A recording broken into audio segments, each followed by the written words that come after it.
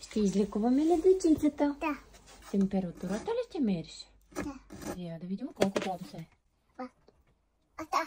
Ще сложим ли лепенка на момченцето? Виж, ударило си в пръщето. Забило му си е стъкло и сега много го боли. Трябва да му сложим лепенка. Да. За да не кърви. Да. Снимка на ръчичката.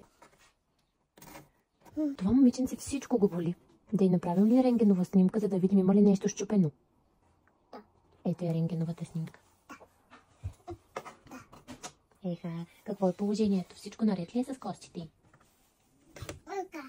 Хапчета? Ще й дадеш хапчета да не оболи ли? Двечки? Добре. На момиченцето, което е настинало и киха. Какво ще дадем, мамо, за да оздравее? Какво ще дадем от аптечката? Хапче ли? Може и малко сиропче.